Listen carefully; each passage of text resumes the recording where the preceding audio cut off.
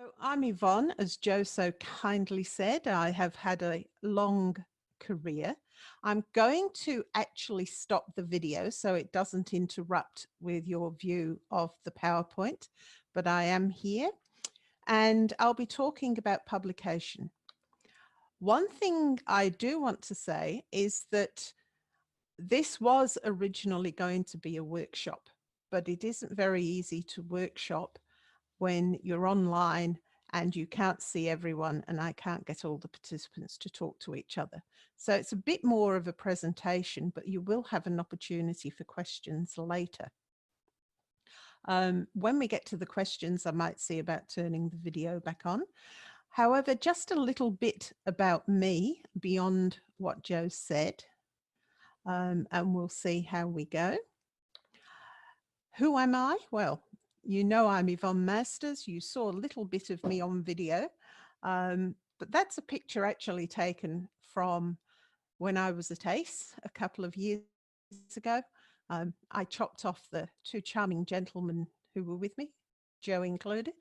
But I am English by birth, which you might be able to tell from an accent, although everybody in England thinks I sound Australian and everybody in Australia thinks I sound English, and I'm Australian by choice.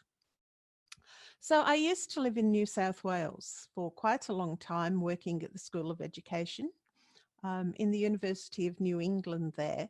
That was after my teaching in secondary school career. I am now semi-retired.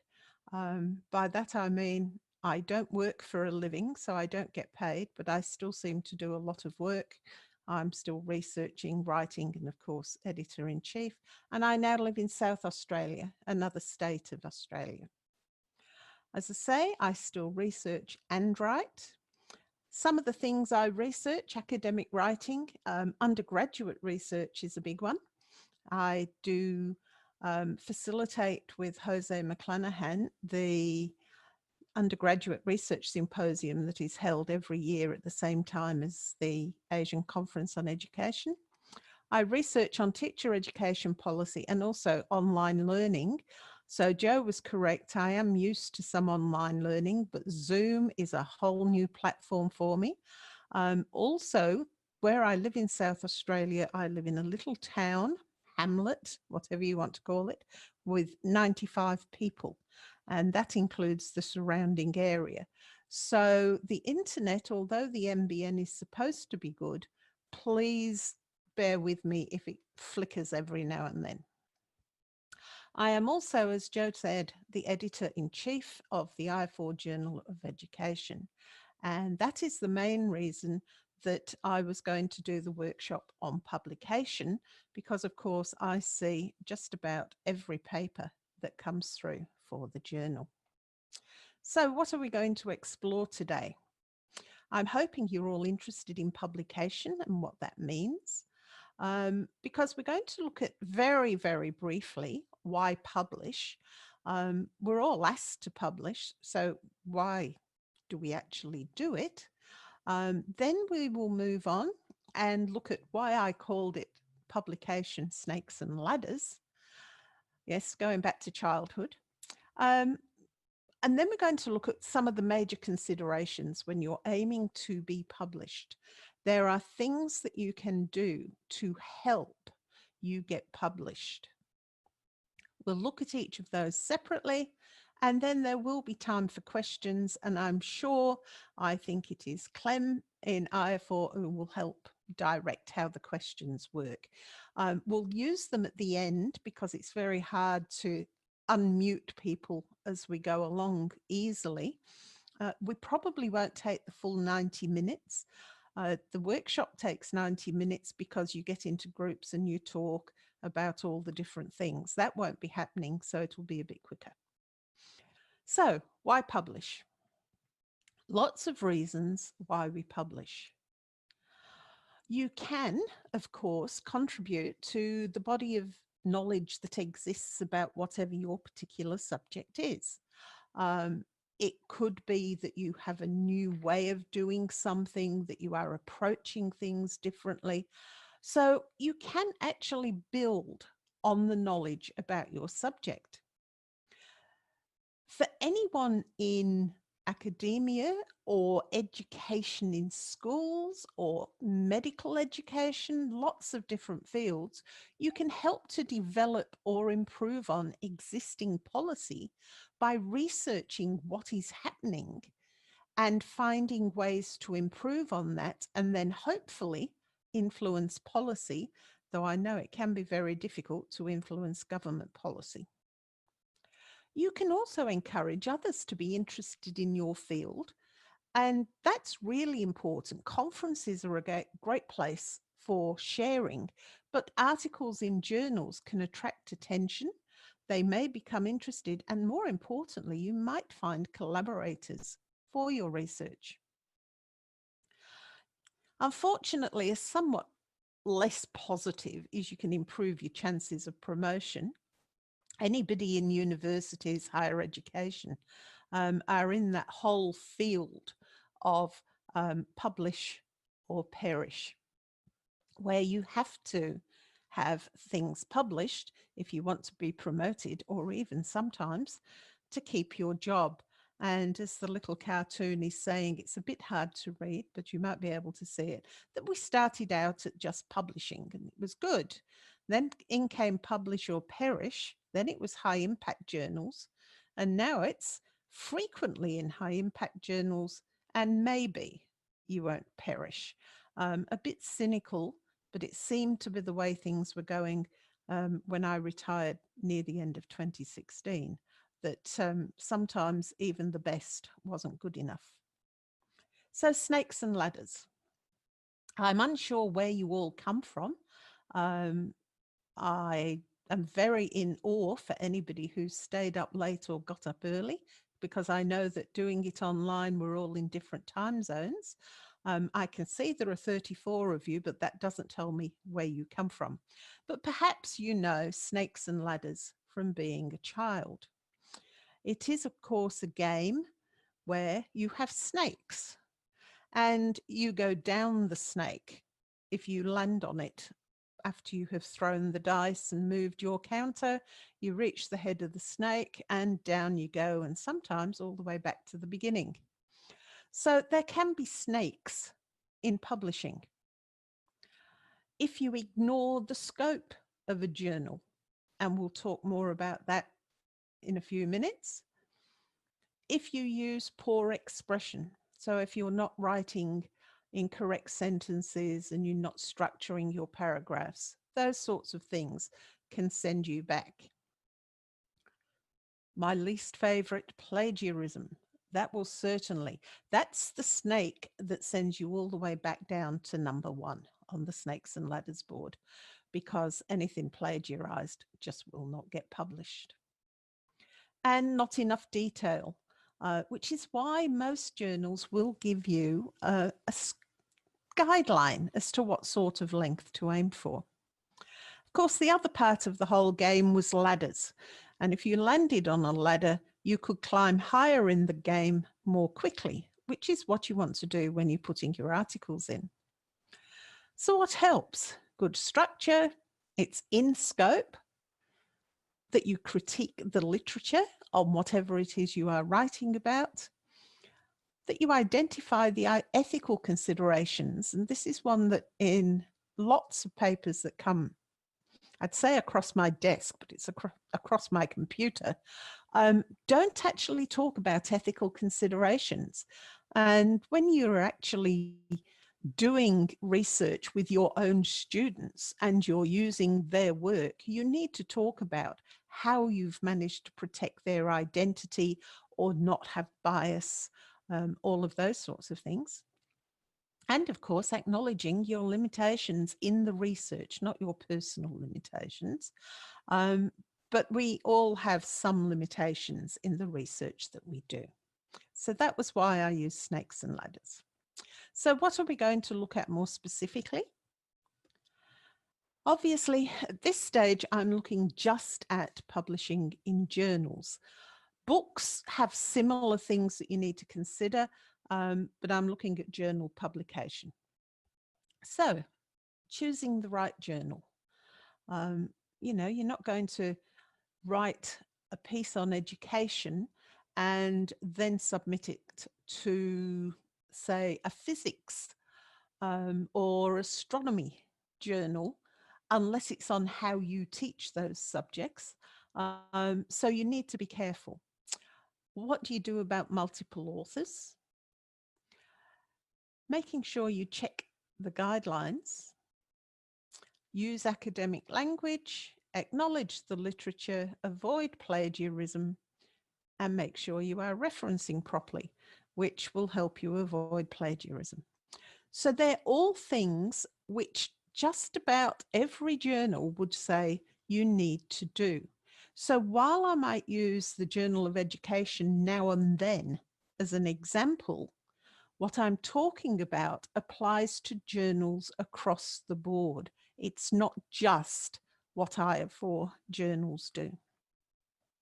So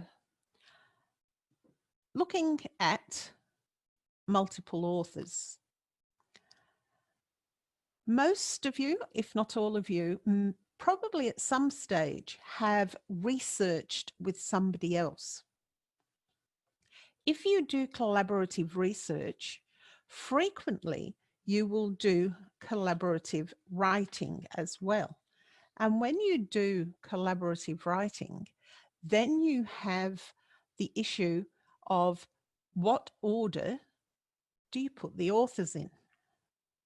Now, I was asked at the end of last year to speak about this at a radiology conference in Kuwait earlier this year.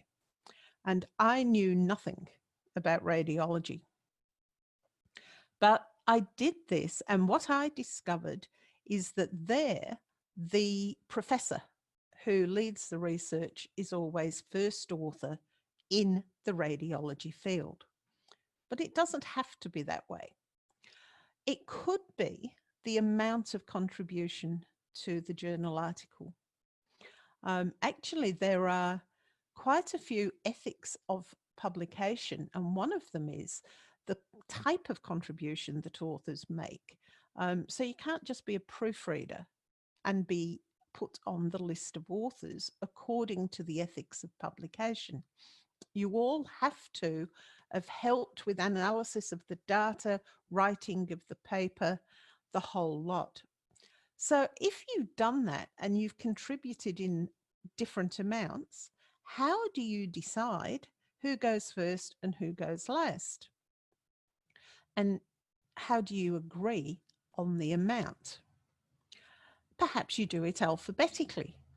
That one's fairly easy, but it could mean if your surname is Zulu, you're always at the end, or if it starts with A, you're always at the beginning. And that can sometimes seem a little unfair as well. It could be on the seniority, but how do you decide the seniority in some cases? Is it age, in which case I'll always be first author? Is it whether you're a professor or an associate professor or a senior lecturer? How do you decide? Or it can be mutual agreement. I have done multiple author writing, including one with 64 people who were all authors. And what they did is those who contributed most for the first three came up the top and everybody else was alphabetical. There was one with 9 authors, and that was supposed to be alphabetical, apart from the person who decided we should write this article together. And then he changed this at the last minute and put people who contributed more further up. So that hadn't been agreed on and caused some problems. And mutual agreement, if you're going to do it, needs to happen beforehand. I wrote a lot while I was at the university with another lecturer, and we used to take it in turns to be first author. However, you really do need to discuss and come to agreement before submitting the article. Otherwise, you can end up with everybody at the bottom and somebody saying me first and winning, which isn't very fair. Before I move on to checking, well, I'll move on to checking the guidelines, but I realized that I did leave out scope. So just briefly on scope, it's not on the actual presentation. The scope and aims of a journal are very important. Using the Journal of Education as an example, you probably all know we've moved to a new structure where we have 6 different issues a year, and each issue is on a particular topic. We're currently taking submissions for the Technology in Education issue due out in July. Now, the problem has been all the papers come to me, which isn't a problem, but there have been probably 40% of those papers, 50% even, have not been about technology. They get rejected immediately. They may be better in one of the others. They may not fit any except one of them. So for scope, make sure you check what the scope of any particular issue of a journal is so that you are submitting to the right one. And when you check for the guidelines of any journal, you will also find on the website their aims and scope. So the two are linked together. Now, most journals will supply a template to be followed. We have one. There's also usually a list of style requirements on the website. Some of those examples, title length. We have the guideline 12 words, because anything much longer starts to get very confusing. We did have one paper submitted with 30 words in the title once, which really is too long. That's a paragraph almost. So be aware that some do that. Abstract length and style. Most will tell you the length of the abstract. We say 250 words maximum. The style we don't stipulate as such. We do say what should generally be in there, but some journals will actually tell you the headings they want. We don't use headings, so you need to be aware of that. Word length.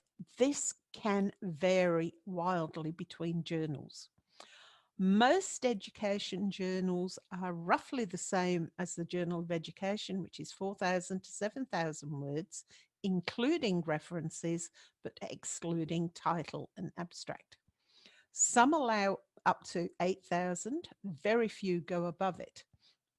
So when something comes in and it's 22,000 words long, which we've had, it's an immediate rejection.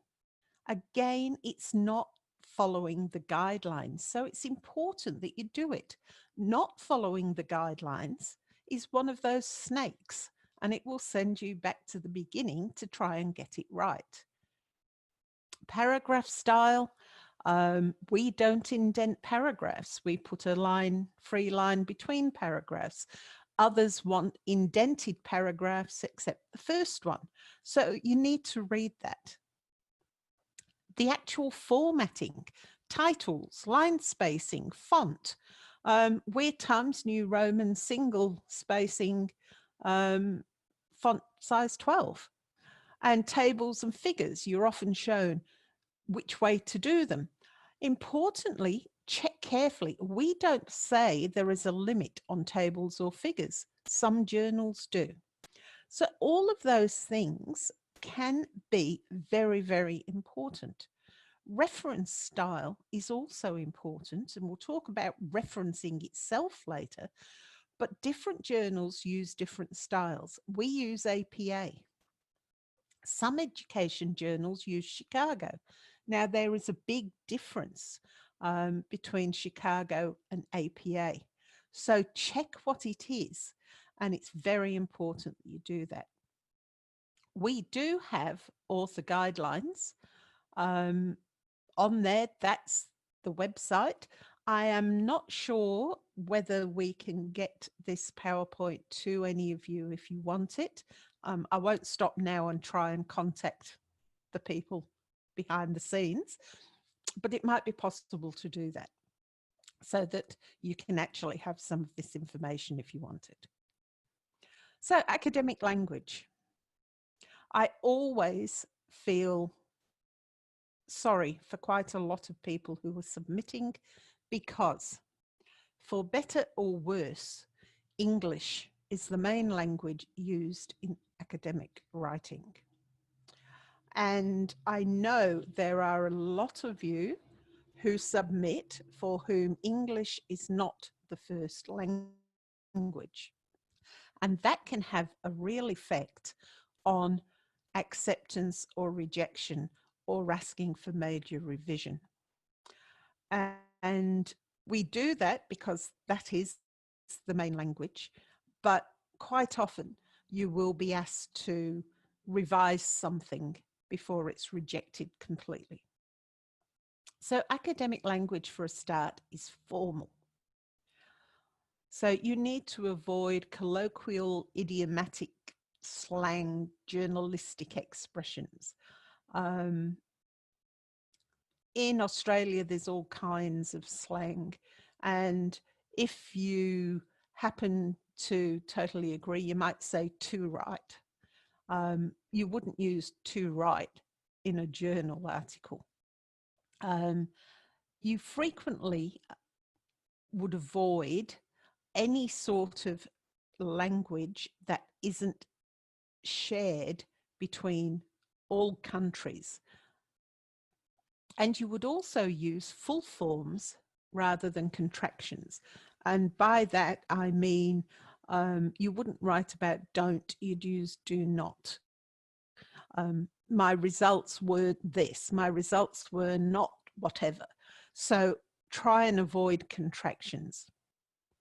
You also have to be objective, right? So it's meant to be unbiased, based on facts and evidence, and not influenced by personal feelings.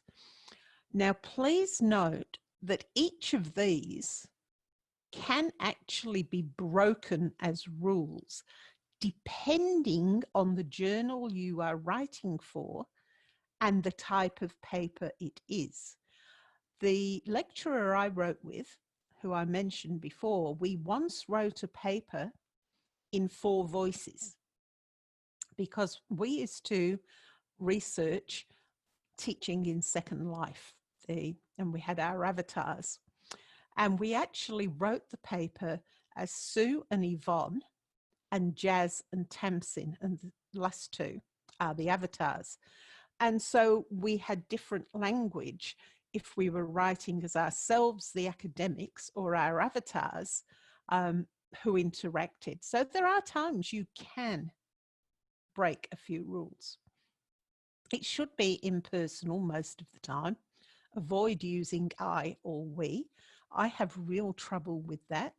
I really struggle with journals who insist that the authors did this as opposed to we, but many, many journals will not accept I or we. And it should be grammatically correct. Just in the little word cloud there, things like have you used the correct spelling of the word there, depending on its use, and it will change. And so, of course, you need to check spelling and grammar. Don't rely totally on words, spell check and grammar check. It isn't always correct. Sometimes it can't distinguish between 2 different spellings of the same word. Also, in our journal, you can actually use either British spelling or US spelling, but not both in the same paper. So you've got to be consistent. So there are those things that you need to look at. So acknowledging the literature.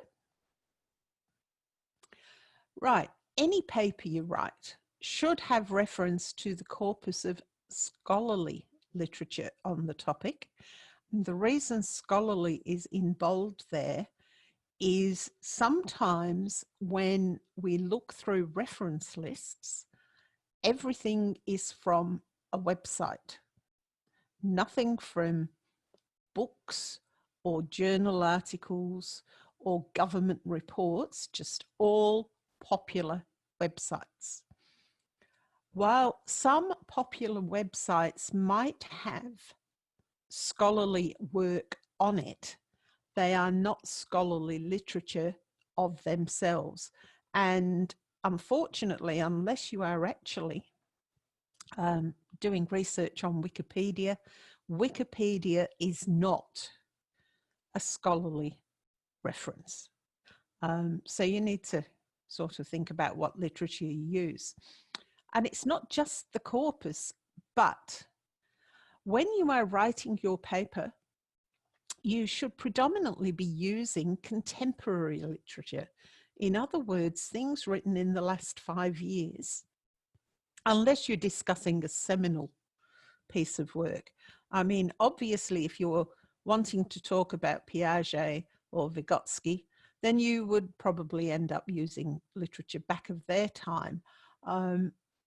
But in things that are changing and research studies that have been done, you should be referring to research studies in the last 5 years, not from 20 years ago.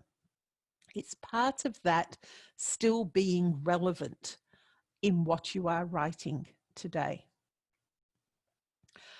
You should make explicit international connections, at least in the Journal of Education, because we are international, but in many education journals, unless there is something very specific. Now, you won't always refer to other countries, but it does show, if you do, that this is what happens in my country, even though this happens in most of the rest of the places. Here's why it happens. So you can make the connection between what's happening in your country and another. You should be analysing any papers in your literature review rather than describing them. One of the things that doesn't happen too often, thank goodness, but sometimes a paper will come through that says there have been lots of studies in this field, and one paper actually numbered them all, gave the name of the researcher, and then just 2 sentences, they discovered this, this, this, this, and this. So you need to analyze it. What is important about the literature that you're talking about in terms of why you're doing your own research, so that you're making those links. You should also outline the gaps in the literature, if you can find them, or how you are building onto the literature if you haven't seen any gaps at this stage. And also highlight your contribution to the field. Now, your contribution to the field will not always be some groundbreaking new idea. I know that's what PhDs are supposed to be, some bright new piece of work, but it isn't always. It might be adding to the field, not totally new. It would be very nice if we could all be able to write on research that probably saves the world. In fact, being able to find a cure for coronavirus would be brilliant. But in education, it's more often building, and I almost did put a little diagram of not just the one with the gap, but of building block on block. And so what you do may be building on the blocks of research over the last 5 to 10 years and expanding it. So that can be your contribution. Oh, this is a big one, plagiarism. Unfortunately, it is still happening. I think it probably always will. I'm not sure why. If you have been on our journal page recently, you may have noticed that I have started a blog. It's been weekly for it's only in the last 3 weeks, so it's not long. But one of the ones I did was on plagiarism and might be worth reading, though most of what I say here is what that's about. Plagiarism. It's a practice that's not acceptable in any journal. I do not know of any journal that accepts plagiarism. It's seen as a failure in academic integrity, whether it's intentionally done or unintentionally, and it is possible to be unintentional in the fact that you think you've referenced properly and you haven't, and I'll talk about that in a moment. But you're presenting usually someone else's work as your own. At the moment, and we've only had our submissions for technology and education open for 2 weeks. I've received 52 submissions and 50% of them have had plagiarism. So it does happen, and it happens very frequently. And there are reasons why it happens, which I'll explain. This is the one that is startlingly obvious. Plagiarism with no referencing. It's just copying without any form of referencing. So unless you don't know what plagiarism is, that is clearly intentional. You haven't even made an attempt to reference. Some of it is so obvious that when it's taken from a website, some authors don't even change the font or the color from the website. It's just put in as is into a paper. That one doesn't happen very often, thank goodness. I think everyone knows you don't do that. You get 1 or 2 maybe in a year.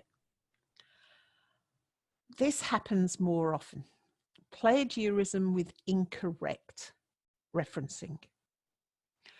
And this is where the actual words of another source are used, and at the end of usually 2 or 3 sentences, you get the author date. But it's actually the direct words of whatever source it is, usually journal articles. So it might be you decide you want to use that paragraph, plagiarism with incorrect referencing, and the whole lot there, and you put it in and you put Masters 2020. That's actually plagiarism because it's my direct words. What you would have to do is use quotation marks and a page number, or here it would be a slide number, obviously. Now, nobody would take that paragraph, but that's what's happening when people are using references. They take things sometimes as long as that and then just put author date. Now, that does get picked as plagiarism and will lead to rejection. And if you'll excuse me 1 minute, I'm about to turn my mic off because I'm going to cough.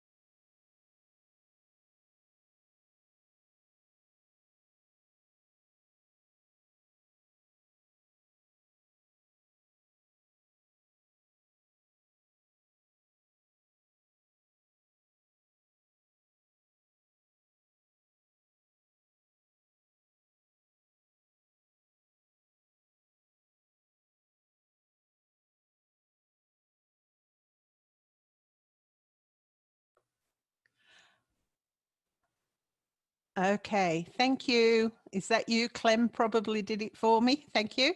It just kept saying I couldn't unmute. I do apologize to everyone. Hopefully it's worked now.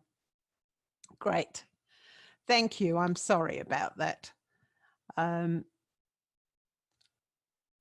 So plagiarism, I assure you I don't actually have coronavirus, by the way.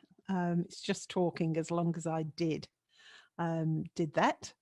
So plagiarism with incorrect referencing, please be aware of that one. And the other one that surprises people, quite interestingly, is self-plagiarism. Yes, it's plagiarism to actually use your own words without proper referencing, and it's not acceptable to use in a journal article what you've already had published, which includes conference proceedings. So also part of those ethics of publication I was talking about, and I haven't got a reference here for it because there is a whole code of publishing ethics. You actually shouldn't submit about the same data unless you use it in a completely different way either. So that's another one that's quite different and that some people are not aware of.